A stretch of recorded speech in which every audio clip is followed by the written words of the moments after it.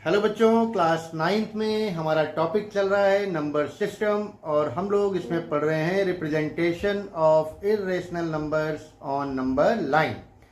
Part one में हम लोगों ने स्क्वायर रूट 2 को नंबर लाइन पर रिप्रेजेंट करना सीख लिया था। आज हम लोग सेकेंड पार्ट में स्क्वायर रूट ऑफ 3 को नंबर लाइन पर रिप्रेजेंट करना सीखेंगे। बच्चों, square root of 2 and square root of 3 इन दोनों को ही नंबर लाइन पर रिप्रेजेंट करना, ये बहुत ही इंपॉर्टेंट क्वेश्चन हैं दोनों और अक्सर करके पूछे जाते हैं। तो आइए आज हम लोग सीखते हैं स्क्वायर रूट ऑफ 3 को नंबर लाइन पर कैसे रिप्रेजेंट करेंगे। बच्चों, प्रीवियस क्लास में जब हमने आपको बताया था कि स्क्वायर रूट ऑफ 2 को नंबर लाइन पर कैसे रिप्रेजेंट करते हैं, तो उसमें आपको सिखाया था कि स्क्वायर रूट ऑफ 2 में जो स्क्वायर रूट के अंदर हमारा 2 होता है उसको हम दो ऐसे नंबर्स में ब्रेक करते हैं जिनके स्क्वायर का सम 2 के इक्वल हो। और हमने 2 को ब्रेक किया था 1 स्क्वायर प्लस 1 स्क्वायर। तो इसी तरह से इसी कॉन्सेप्ट को यूज करते हुए हम लोग यहाँ पर स्क्वायर रूट ऑफ 3 जो हमारे पास है, इसमें स्क्वायर रूट के साइन के अंदर जो आपका 3 लिखा हुआ है, 3 को हम दो ऐसे नंबर्स में ब्रेक करेंगे जिनके स्क्वायर का सम 3 हो।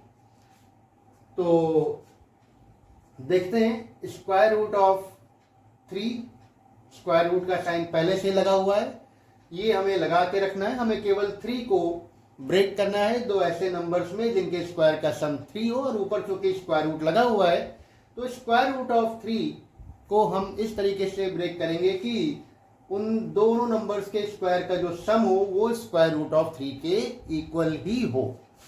तो बच्चों, हम सभी जानते हैं कि अगर हम किसी स्क्वायर रूट वाले नंबर का स्क्वायर करते हैं तो स्क्वायर रूट का साइन रिमूव हो जाता है, हट जाता है, ये सभी जानते हैं। और इस कॉन्सेप्ट को आपने एक्सपोनेंट्स एंड पावर्स पे पढ़ा भी है। तो बहुत डिटेल में अभी उसको हम डिस्कस नहीं करेंगे। आप यहाँ पर देखिए कि हमने 3 को लिखा है, रूट का साइन तो एज इट इज उधर भी लगा हुआ है, रूट का साइन इधर भी लगा हुआ है, और 3 को हम ब्रेक कर रहे हैं स्क्वायर रूट 2 का होल स्क्वायर प्लस 1 का होल स्क्वायर, यानी 3 को ब्रेक किया गया है रूट 2 स्क्वायर प्लस 1 स्क्वायर। अब बच्चों, रूट 2 का अगर हम स्क्वायर करेंगे तो 2 ही हो जाता है, और 1 का स्क्वायर 1 ही रहेगा, तो 1 प्लस 2 मिलके 3 हो जाएगा, यानी स्क्वायर रूट 3 हमें मिल जाएगा। मतलब 3 को हमने दो ऐसे पार्ट में ब्रेक कर लिया जिनके स्क्वायर का सम 3 के बराबर हो, और वो हमको मिल गया रूट 2 एंड 1, यानी रूट 2 का स्क्वायर एंड 1 का स्क्वायर, इनको अगर हम ऐड करेंगे तो 3 के इक्वल आता है। तो बच्चों, इस तरह से हमने यहाँ पर देखा कि ये स्क्वायर का सम है। 3 को हमने दो नंबर्स के स्क्वायर के सम में ब्रेक कर लिया। इसका मतलब ये होता है बच्चों कि हम एक ऐसा राइट एंगल ट्राइंगल ड्रॉ कर सकते हैं जिसका बेस रूट 2 हो और जिसका परपेंडिकुलर 1 हो। तो पाइथागोरस थ्योरम से जो हाइपोटेन्यूज आएगा वो स्क्वायर रूट ऑफ 2 आएगा, क्योंकि पाइथागोरस थ्योरम आप जानते हैं कि किसी भी राइट एंगल ट्राइंगल में अगर आपका एक एंगल राइट एंगल है, then square of hypotenuse is equal to square of perpendicular plus square of base, ये आप जानते हैं। तो अगर हम इस तरह से एक फिगर बना ले जिसका बेस रूट 2 हो और परपेंडिकुलर 1 हो, और ये एक राइट एंगल ट्राइंगल है, तो अगर इसको हम पाइथागोरस थ्योरम से सिंप्लीफाई करके देखेंगे तो हाइपोटेन्यूज जो AC है उसकी वैल्यू निकल के आ जाती है स्क्वायर रूट ऑफ 3।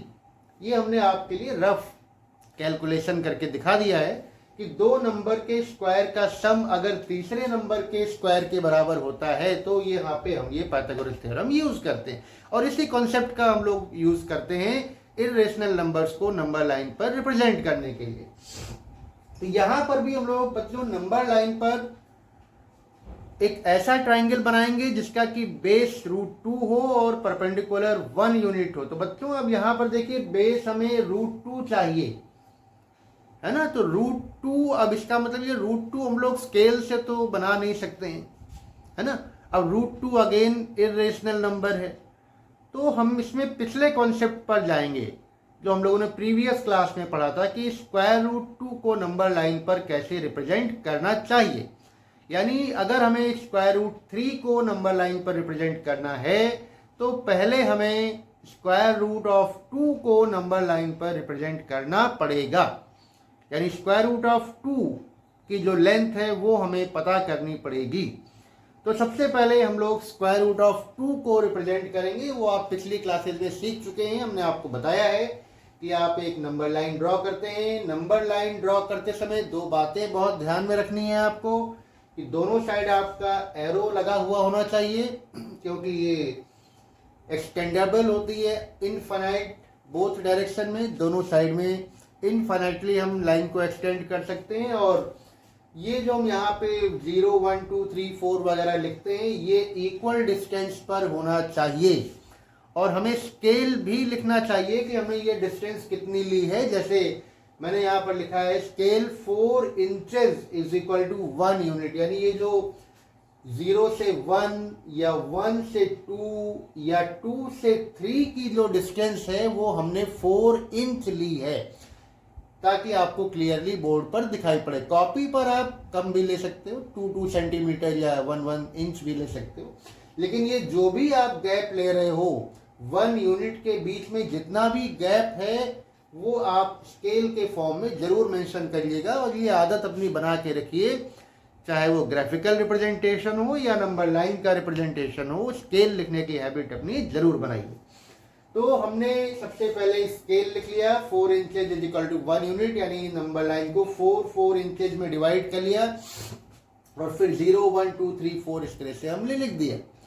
फिर हमें सबसे पहले रूट 2 को रिप्रेजेंट करना है। तो रूट 2 के लिए आपको सिखाया था मैंने कि आप बेस 1 यूनिट लेंगे और परपेंडिकुलर भी 1 यूनिट लेंगे। एक ऐसा राइट एंगल ट्रायंगल हमें बनाना है जिसका बेस और परपेंडिकुलर दोनों 1 यूनिट होंगे। तो ये एक राइट एंगल ट्रायंगल हमने बनाया है AOB। यहाँ पर जो O देख रहे हैं इसको हम लोग 0 की तरह भी यूज करेंगे, ठीक है बच्चों। तो AOB जो हमारा ट्रायंगल है, इसमें बेस हमने 1 यूनिट, यानी जो हमने 0 से 1 ये 1 यूनिट है, और इतनी ही डिस्टेंस का हमने परपेंडिकुलर AB यानी 1 यूनिट AB भी हमने ड्रॉ कर लिया। और फिर जो हम हाइपोटेन्यूज को ज्वाइन करेंगे तो ये जो लेंथ आएगी OB, this will be equal to square root of 2 unit, यानी ये अंडर रूट 2 के इक्वल होगी। अब हमें बेस मिल गया है अंडर रूट 2 का, यानी OB की जो लेंथ है वो अंडर रूट 2 है। यानी अब हम एक ऐसा दूसरा ट्राइंगल बना सकते हैं जिसका बेस OB हो या अंडर रूट 2 हो, ठीक है। तो अब हमें जो हमने ब्रेक किया था 3 को रूट 2 स्क्वायर प्लस 1 स्क्वायर में, तो हमें बेस रूट 2 देखिए यहाँ पर ये मिल गया है। OB जो बेस है रूट 2, इसी को हम लोग यूज करेंगे। तो इस बेस को हम लोग यूज करेंगे और इस बेस पर बनाएंगे परपेंडिकुलर, और उस परपेंडिकुलर की यूनिट होगी 1 यूनिट। तो बेस OB को रखिए और OB पर आप एक परपेंडिकुलर लाइन ड्रॉ करिए BC, और इस BC की लेंथ होगी 1 यूनिट, और फिर C को O से ज्वाइन कर दीजिए। ये हमारा हाइपोटेन्यूज होगा। राइट एंगल के सामने वाली साइड हमेशा हाइपोटेन्यूज होती है। तो इस तरह से हमने ये दूसरा ट्राइंगल भी बना लिया बच्चों, BOC, जिसका हमने बेस लिया था अंडर रूट 2 यूनिट यानी OB, और परपेंडिकुलर जिसका हमने लिया था BC 1 यूनिट। और फिर हमने जब हाइपोटेन्यूज को ज्वाइन किया तो पाइथागोरस थ्योरम से ये आपका आ गया अंडर रूट 3। इसको आप समझ सकते हैं। जैसे ये अगर हम ट्राइंगल लेते हैं BOC, तो इसमें B आपका 90 है और 90 डिग्री के सामने वाली साइड हाइपोटेन्यूज होगी, यानी OC will be the hypotenuse. तो square of hypotenuse is equal to square of perpendicular plus square of base, ये आप पाइथागोरस थ्योरम से जानते हैं। तो वैल्यूज पुट कर दीजिए। OB यानी आपका जो ये बेस है वो रूट 2 है, तो OB square means root 2 square plus BC यानी परपेंडिकुलर आपका 1 है, तो BC स्क्वायर मीन्स 1 स्क्वायर।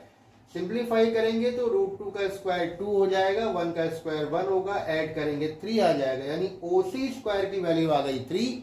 और जब आप OC की वैल्यू फाइंड करोगे, यानी यहां से स्क्वायर को रिमूव करोगे, तो सामने वाले नंबर पर स्क्वायर रूट का साइन पुट कर देते हैं। तो OC will be equal to under root 3 unit, यानी ये जो OC है ये हमारा अंडर रूट 3 यूनिट हमें मिल गया है। तो हम लोगों ने √3 यूनिट की जो लेंथ है वो फाइंड कर ली है OC के फॉर्म में। अब क्वेश्चन हमारा ये है कि इस लेंथ को हमें नंबर लाइन पर रिप्रेजेंट करना है। अब OC तो नंबर लाइन नहीं है, OC is not the number line.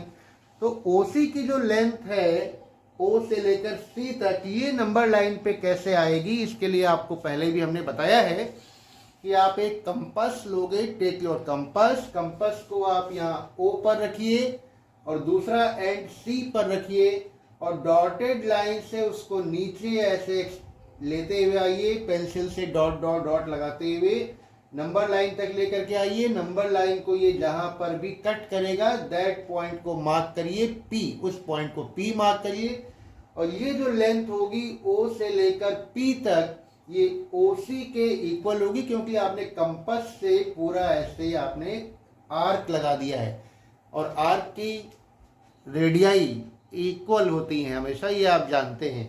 तो OC और OP दोनों रेडियाई हैं आर्क की और ये इक्वल होंगी, तो OC एंड OP इक्वल होंगी। तो OC अगर √3 है तो OP भी हमारा √3 यूनिट होगा। यानी हम कह सकते हैं कि OC and OP both are equal to √3 unit. Therefore point P on number line represents √3।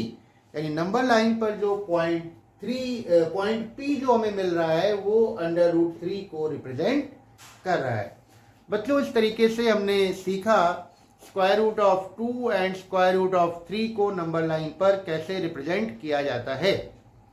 अब आज एक क्वेश्चन आपके लिए भी है कि आप √5 को नंबर लाइन पर रिप्रेजेंट करिए और हमें कमेंट बॉक्स में बताइए कि आपने रिप्रेजेंट कर लिया है, और साथ ही साथ ये भी बताइए कि क्या आप इसको नंबर लाइन पर रिप्रेजेंट करना सीख पाए और आपको ये क्लास कैसी लगी।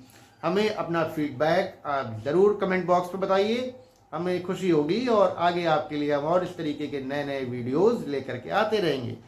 बच्चों, हमारी क्लासेज आप रेगुलर अटेंड करते रहिए। इसके लिए आप चैनल को अगर आपने सब्सक्राइब नहीं किया है तो सब्सक्राइब कर लीजिए और अपने फ्रेंड्स के साथ शेयर भी करिए। तो आज की क्लास में बस इतना ही। नेक्स्ट क्लास में कोई दूसरा टॉपिक हम लोग डिस्कस करेंगे नंबर सिस्टम का। Thank you and have a nice day.